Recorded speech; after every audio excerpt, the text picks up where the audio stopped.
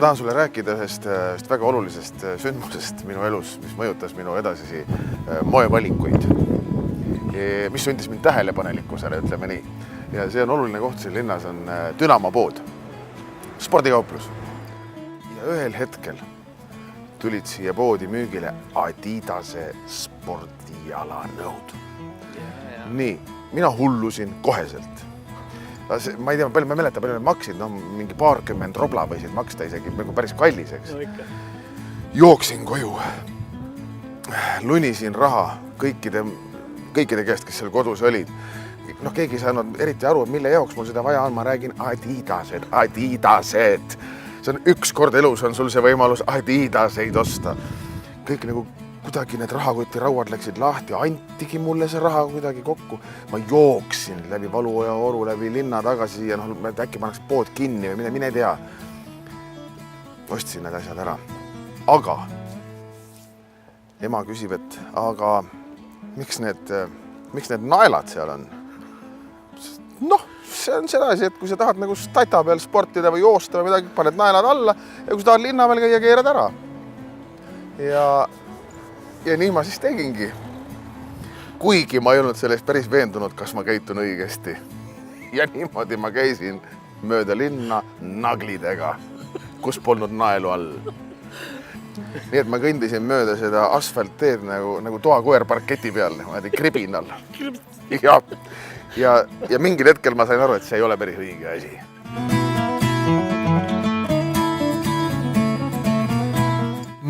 Minul võtab küll hinge kinni alati siin seista ja vaadata. Võimas, jah. Muuseas, üsna varsti, nagu igal suvel hakkab siin ju pihta folk. Jaa. Oled tulemas? Jaa, muidugi. Ma arvan ka. Meie oma särkidega sobiksime suurepäraselt sellele peole, eks. Mind huvitab selle loo juures siin kõige rohkem, folgi juures maailmamuusika osa. Ja eelmine aasta näiteks mängis üks kataloonlane sellist pilli nagu Rataslüüra.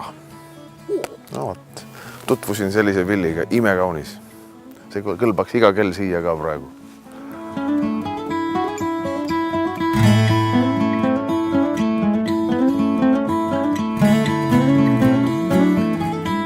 Muuseas, tead, mis pull on selle lavaga? Nii.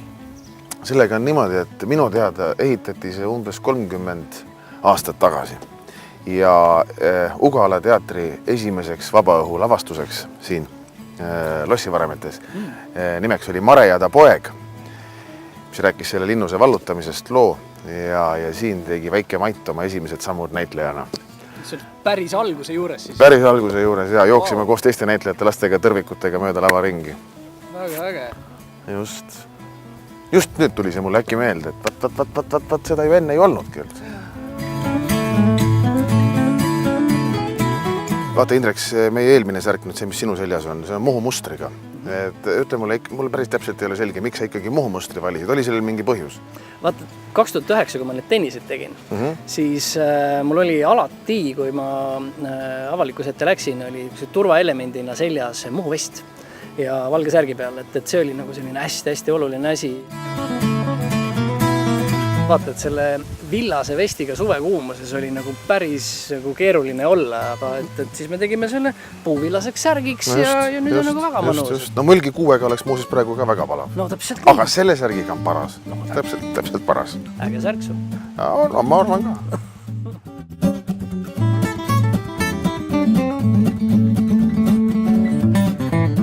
Elu on ilus, kui oled vaba.